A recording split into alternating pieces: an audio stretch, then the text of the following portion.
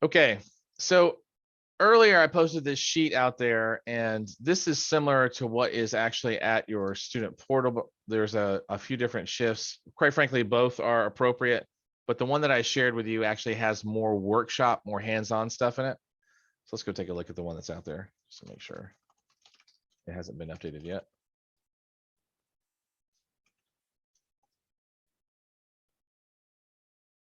Let's see, certification study guides. Da, da, da, da, da.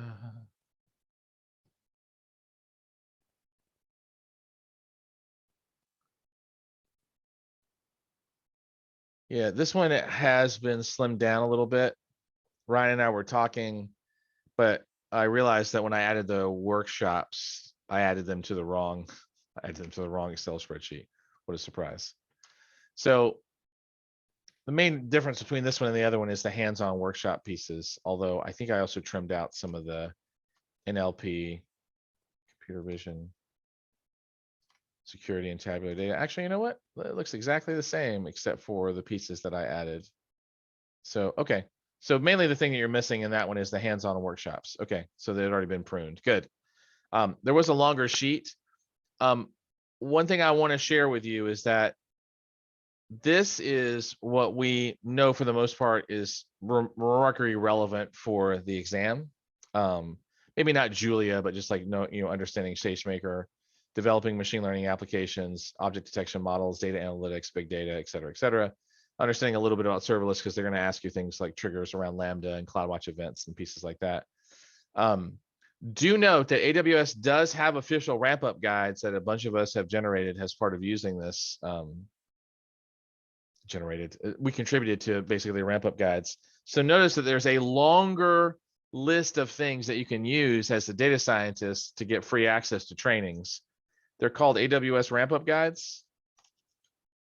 They are, and all of us generally agree, they're going to be way over training for like being a data scientist and passing the exam. But if you are brand new to machine learning, these guides, which I'm going to post this in chat, are spectacular if you're brand new. So that's the ramp up guide. This particular one is the machine learning ramp up guide. Just know that, like I said, this is going to be a lot of training for someone who is brand new. So my general recommendation is that if you're brand new and you're not under the gun for a certification, you would actually use this to ramp up on machine learning in general and with AWS. These are the ramp up guides. So this is the ramp up into the role, not necessarily to prepare for the certification. We gave you a certification study guide that includes some elements of this, but this is really for someone who's just going from 0 to 100, okay? Notice that there's tons of digital trainings in here. I also want to forewarn you that, remember I said that there's like 5 classes that make up this whole training program, right? So there's building data lakes on AWS, right? There's big data, which actually is being retired. It's being replaced by this class. There's things like math from machine learning, developing machine learning, et cetera, et cetera. Here's the machine learning pipeline, which is actually soon going to be moved over there. There's the one-day deep learning training that I was referring to as well. There should also be a practical data science with SageMaker, and that's up here. This one-day training. And then notice they actually do recommend that you take DevOps engineering and MLOps engineering, right? So there's a lot of other additional trainings if you're going to be ramping up fully on the machine learning stack, right, on AWS. Notice that there's a bunch of free resources here, including your favorite languages. I don't see .NET there, but it has been there before. All of that leading up to you then taking the exam, et cetera, et cetera, et cetera. If you thought the certification study guide was daunting, this is probably a little bit more daunting. Okay. So we came back and said, well, what are the essential things that you need in order to really be prepared for the exam? This was it. So, okay. So how do you use this? Well, you're going to grab the white papers. So in this case, if it's like build a secure enterprise machine learning, you're just going to grab the PDF. And the idea here is that this is a specialty exam. So you're going to really have to kind of like understand specifics, not just broad strokes, including like how do user roles and service roles and permissions work? How do you do a little bit of like cross account setup? How does code pipeline work? you are going to want to digest this to a certain degree. Now,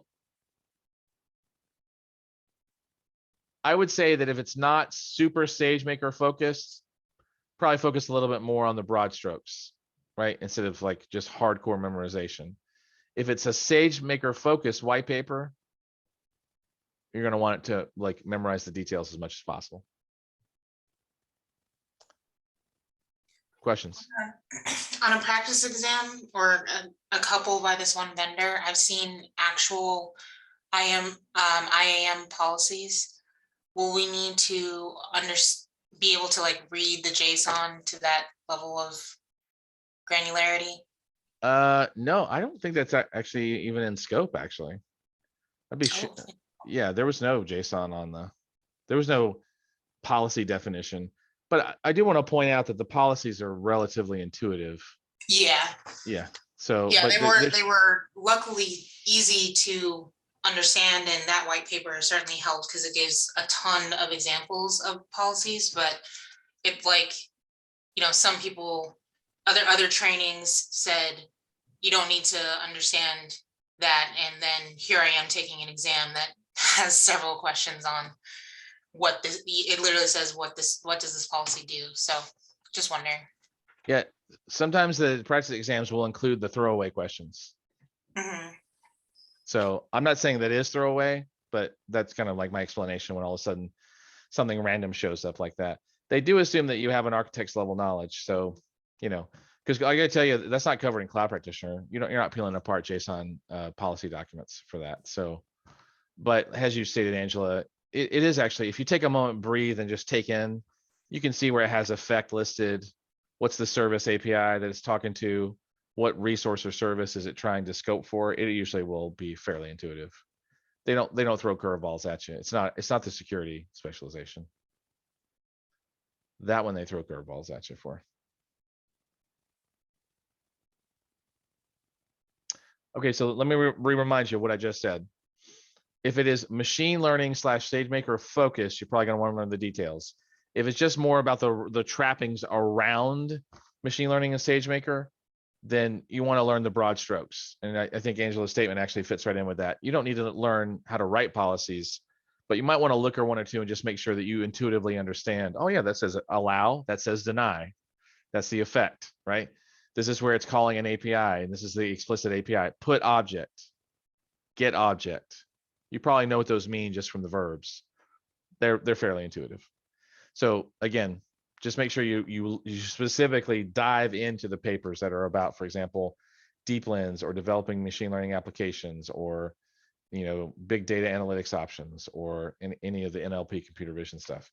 Yeah, I want to forewarn you also is that the machine learning university, like the natural language processing, holy cow, that's a lot of videos. You do not need to watch every one of these, right? This is, here, Millie, if you need the concepts in the course introduction, we wanted you to have it if you wanted to go like deeper into the whole equation. But I want to be a word of caution is that you do not need to go and basically deep dive into this. But if you're struggling with KNN, you might want to watch the video on it, right? So consider anything that has like large sets of data like this is remarkably optional. White papers are not, but if it has a large set of videos like this in it, it's really just there for you to pick and choose. You're not meant to consume every single thing in detail. But God, wouldn't you know a lot about NLP by the time you were done? Just saying. But all of you have a deadline, so let's be clear on that. Okay. So a couple of reminders, right? White papers and machine learning specific, memorize them, get into the details. Not machine learning specific, not SageMaker specific, broad strokes. Remember that if you have a video and it's got 50 million things in there, I really just want you to watch the introductions and maybe dive into anything that you don't really understand. If you don't know what, KNN is yet or whatever, then dive into it, right? I would recommend, by the way, if you do watch the videos, run them on higher speeds than just like one. Sometimes they talk really slow. If you're used to reading, you can probably read faster than someone can talk, right? But sometimes the visuals are worth it. And then as far as the digital training or the white papers, it depends. If you find a good white paper on, AWS machine translation and NLP, and you want to digest that instead, I say go for it. But these are here just for completeness: machine learning security, tabular data class. The other thing is that if you're remarkably hands-on, know that you do have a variety of workshops. If you haven't seen these workshop links, first of all, there is a SageMaker dedicated workshop, but I'm actually going to go to like the parent place. So this is a link to a bunch of other workshops. This will require a free AWS account to function. So here's the SageMaker Immersion Day, which is actually the first link up here. And then there's others here, such as recognition, right, for image and video recognition. Don't worry about Kendra. Operationalizing the machine learning pipeline, if you want to jump into that, probably wouldn't. If you don't know anything about Lex is definitely on the exam. So is recognition, just so you're aware. So there are adjunctive machine learning services that are used in the exam. How do you know which ones are there? I'm going to make it real easy for you. Go over here to machine learning, right? Augmented AI, it's on the exam. Comprehend, on the exam, right? Forecast, I got a lot of questions on forecast. I haven't seen a single practice exam include that. I thought those were throwaways, actually. Lex is on the exam. None of the lookout stuff, none of the monotron, none of panorama. Poly's on the exam. Recognition's on the exam. SageMaker's on the exam. Textract, Textscribe, and Translate are all on the exam. So if you're doubting this, go grab study session 2. Remember, I told you that, but to run through it again, augmented AI at a high level is on the exam. Comprehend at a high level is on the exam. By the way, they usually ask questions about sentiment analysis here. None of the deep stuff is on there. None of the DevOps stuff is on there. Forecast is on there. Know what it does at a high level. You do not need to be able to implement it. This is predominantly about SageMaker and machine learning. Forecast is just there to annoy you. Fraud Detector and HealthLake and Kendra are not there. Lex is on there. You need to just know what Lex does. What's it used for? Chatbots. That's all it is, to build conversational chatbots. All the lookout stuff, not there. Monotron, not there. Panorama should be there, not there. Personalize, also not there, right? Poly is there. So turn text into speech, that is actually on the exam. Recognition, analyzing images and video recognition. I don't know why it just says images. That's there as well. SageMaker obviously is there. Textract, I think there was like one question on that, but there are definitely questions on transcribe and translate. And mainly they're like the difference between what is transcription versus what is translation. Okay, so I said it twice now. Know that it's in study session 2, which is going to be on your video list, but hopefully you took some notes.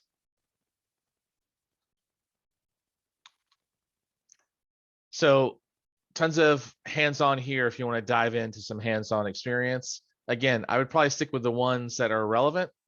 I don't know. Yeah, anyway. Oh, by the way, glue is actually on the exam, as is kinesis, but really they're just testing your ability to know what they do, right? And you'll see it in the practice exams as well. Here's a SageMaker feature store, and that's it.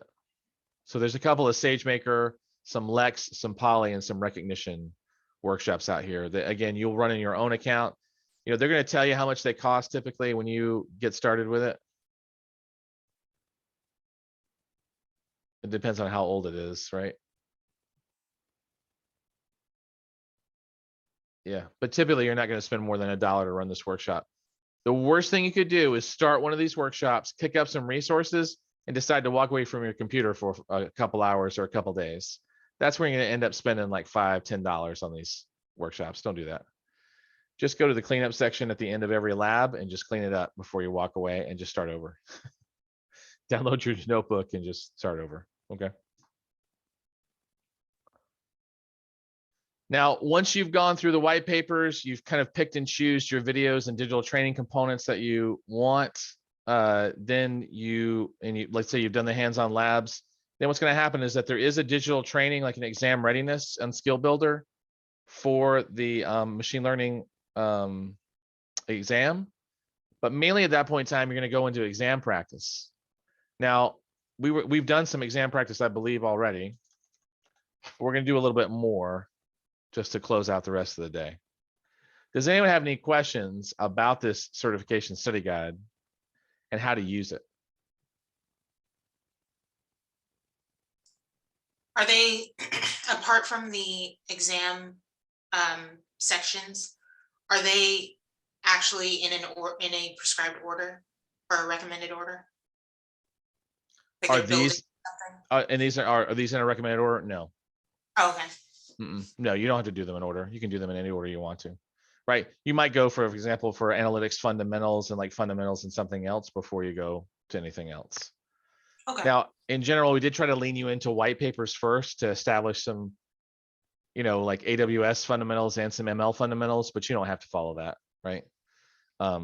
Again, my only recommendation is that when you tackle this subject is please have some kind of note-taking capability, not because you're going to want to line by line copy the notes, but because you're going to get a lot of information that's going to be related to relatively disparate subjects.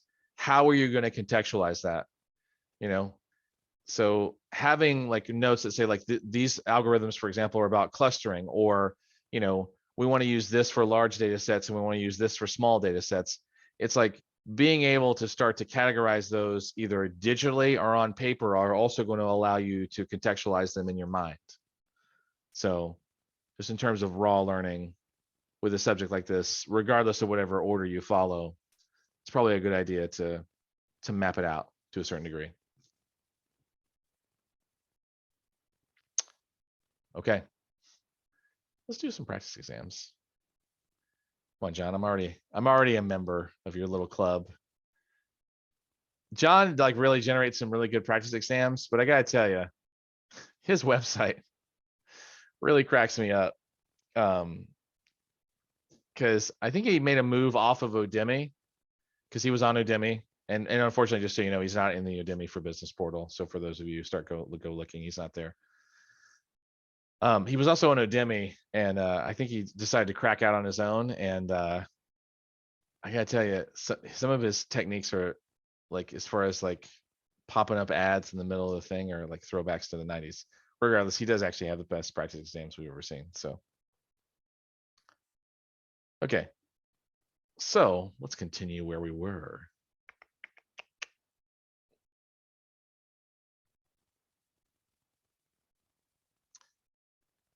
All right, we'll start at 22 this time. Okay. All right, so remember now we got to get like remarkably detail oriented. So you got a machine learning specialist that's building a model that can identify whether a spike in highway traffic indicates an event requiring a timely response, such as vehicle collisions and pedestrian accidents. They're going to use a time series data set for training, and the severity of the event will be based on an anomaly score given by the model. Which machine learning algorithm is the most appropriate for the task?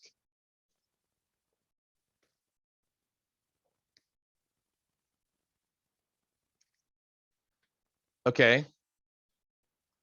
Jack, you put in random cut forest. Why is random cut forest the most appropriate? What is random cut forest known for? And how is that related to the problem?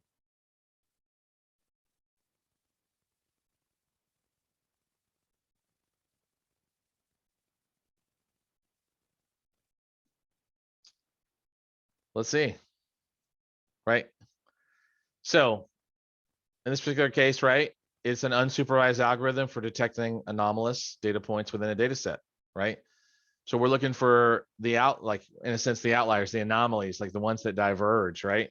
Unexpected, time spikes in time series data, breaks in consistent periodicity, right? Or unclassifiable data points, right? That's what we're looking for. So with each data point, RCS is going to associate an anomaly score, right? Low value means it's normal. High value indicates that there's going to be an anomaly in the data, right? Now, the definition of high and low is really going to depend on the application, but common practice that, scores beyond 3 standard deviations means that they're anomalous, right? So linear regression is incorrect. So because you can spot outliers, right? It's not the most suitable for detecting it, right? K-means is used for discrete groupings within data, right? Where groups are as similar as possible, right? And it's different from other members of other groups, right? Kind of hard to implement anomaly detection with that. And then multi-class because, well, we know what that's for, right? We're trying to label, do multi-label classifications. Good. All right, next one. An ML specialist plans to use SageMaker's built-in algorithm to train a linear learner model. To reduce the startup times, the specialist wants to train the model using a data set directly from Amazon S3 that's in CSV format.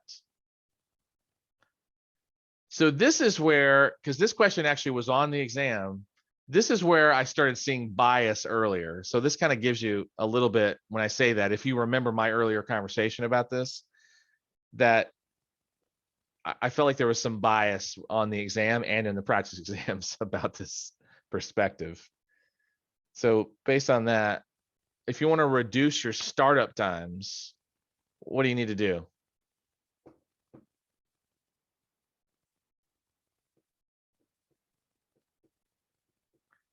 First of all, any answer that has pipe mode in it, right? It's probably going to make sense. Right? See a bunch of you agreeing. Now they did throw you off by the way they threw in Apache Parquet, which is a structured data format. Why is Parquet not going to work here? Why did they do that if they were messing around with you? What were they trying to get you confuse you with? What other service were they trying to confuse you with? Yeah, Athena, right? Now to reduce startup times, automatic model tuning, I don't know, it's not really going to help. Convert the data set into a NumPy array and split it into training and test data. I don't know, kind of assume that we already did that, but let's see. Maybe I'm completely wrong. Maybe it's not pipe and I'm just off, right? So here we got the linear learner algorithm, right? Because we're using the Amazon built-in algorithms. And then guess what? Here we are doing pipe mode. Now, this is the part that threw me. It says the pipe mode uses the optimized protobuf record data format. But let me just throw this out there for you really quick. SageMaker pipe mode CSV. SageMaker now supports pipe mode for data sets. Did that change? Maybe it changed, right?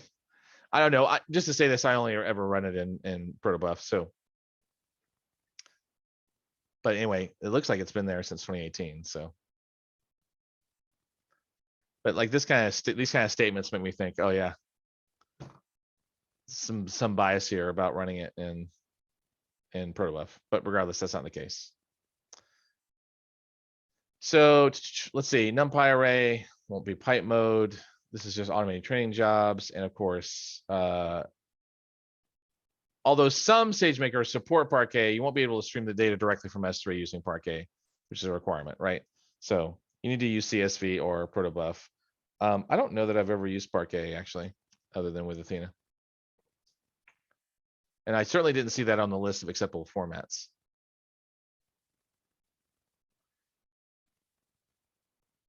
No, Marissa, you are in the student portal. There's a section about getting access to your practice exams. Yeah. So there should be a code there. So you create a login, you go to purchase it, you submit the code, and that should give you the exam. Yeah. So that's in the student portal.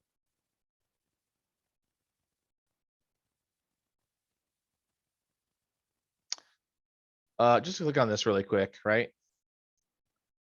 Notice this is May 2013, 18. So this has also been around for a minute, right? Doesn't really say anything. Let's just search really quick for CSV. Yeah, nothing here. So CSV, I guess, was supported later on based on what we were looking at, November of 2018. So anyway, just wanted to check that out. Yeah. Let's see. Sorry to ask that, Rachel. Are you saying that will you have access to the practice exams after this course is over? Oh yeah, definitely. You've got 3 years of access to this exam. So right up until it expires next time. And just to say this, John constantly updates it. Now, I want to tell you this, the machine learning exam doesn't seem like it's been updated a whole lot recently. So, but by the time you go to take it again, you're going to still have access to John's exams to practice them. They will expire 3 years from when they're purchased.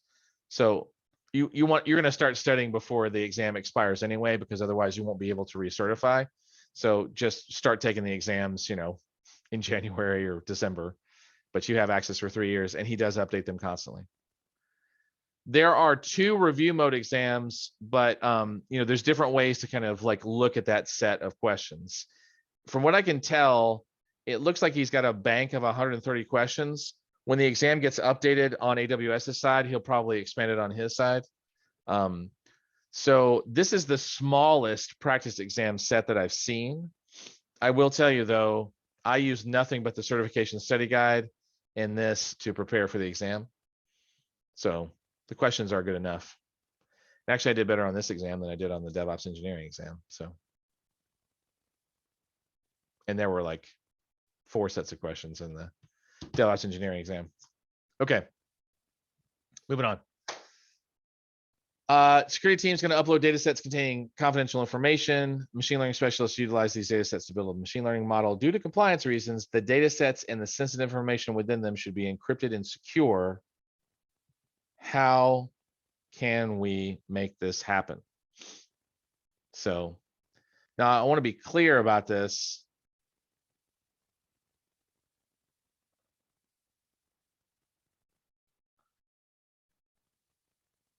You can't client side encrypt stuff that you're going to stick on SageMaker that you want SageMaker to read unless you're going to give Amazon the key to decrypt it, which at that point you might as well just leave it undecrypted, because once they have the key, they have access to the data. So that's not really going to solve your problem, right?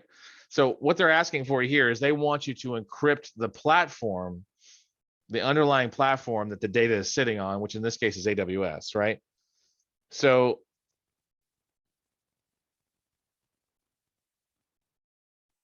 in this particular case, using the DPAR algorithm.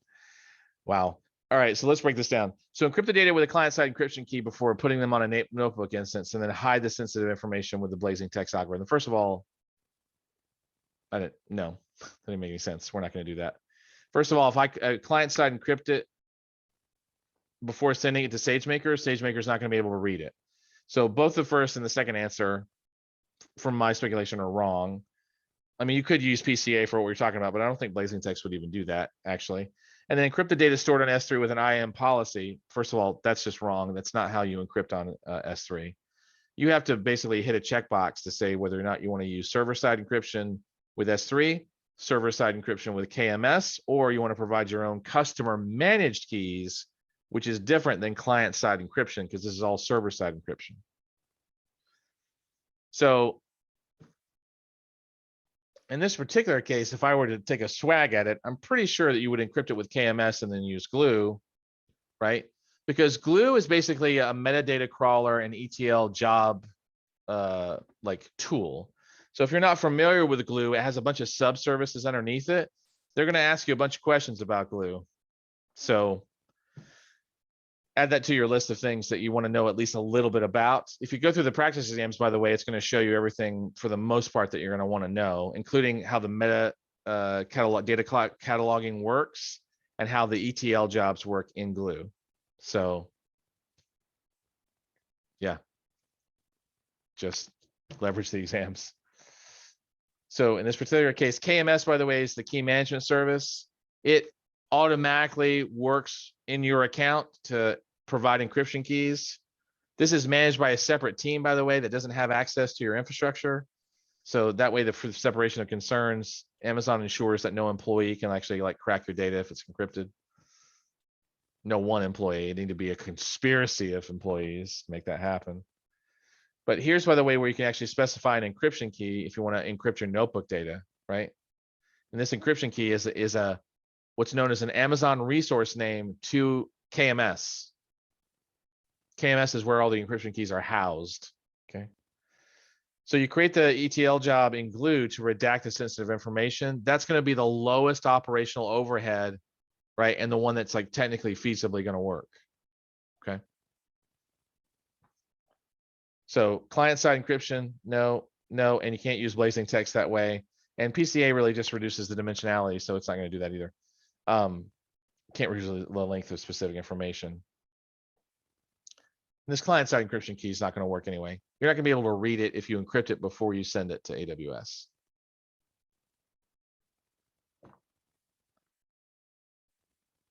All right, let's do one more. Companies preparing a lab playground of SageMaker notebooks for data science team. The new security policy requires that the training data stored in S3 bucket is confined within the AWS network only and cannot be exposed to the internet. So the company currently has internet-enabled notebook instances that could run malicious code that could compromise privacy. How do we fix that?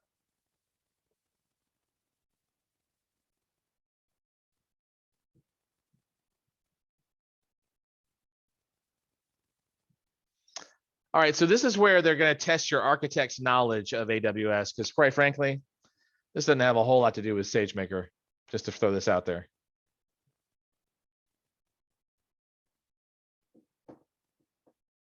First of all, if there's any question on any exam ever, and yes, I am making a big statement like that, that talks about making sure that when you talk to AWS from a VPC, that you don't actually go across the internet, the answer is almost always something to do with VPC endpoints.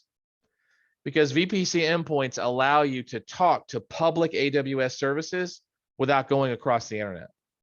I know that sounds weird, but when you're in a VPC, you're in Amazon's data center for virtual machines. And when you want to go talk to S3, you got to go out the internet. Doesn't that sound weird? I don't know why by default they don't just do that privately, but whatever. I'm not going to let that go. So the only way to force traffic that has to go public to get to S3 or public to go to Systems Manager or public to go to DynamoDB to be private is to use what's called a VPC endpoint. There's two types, which I'm not going to get into, but just know VPC endpoints allow you to make public traffic private on AWS's network. So the minute I see this, I know that these other answers don't really make sense, although that would keep things private, but that would be weird because you wouldn't be able to get to S3, right? So this is really the answer when you need to talk to another service and you're on a VPC. So I could be making all that up, by the way. Could be completely wrong. Let's see. Right? But VPC endpoint is going to be the answer. Okay. So this is like the little things they do to test your knowledge, right? By the way, here's a picture. I know it's going to be a little confusing, but VPC endpoints are basically just virtual network cards that you can send traffic to, and it'll run over AWS's backbone instead of going across the internet to get to public services. So just one of those little gotchas you got to know about routing network traffic for AWS. Now, is that an ML problem? No, it's not. I think you all know that. Okay. All right.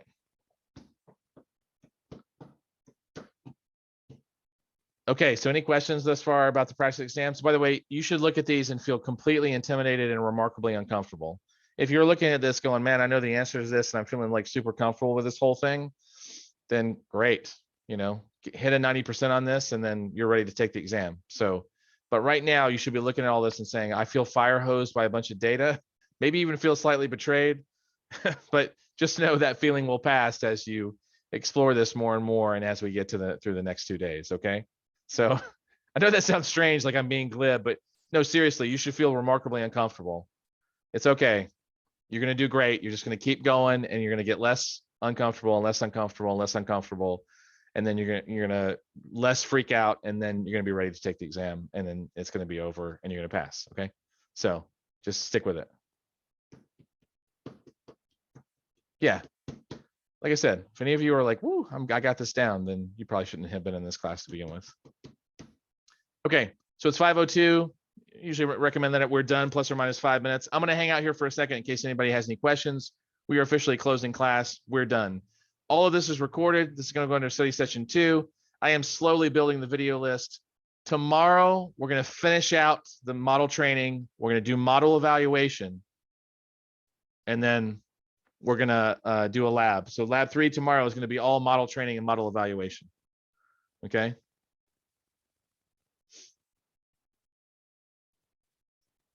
Oh, sorry to hear that. Yeah.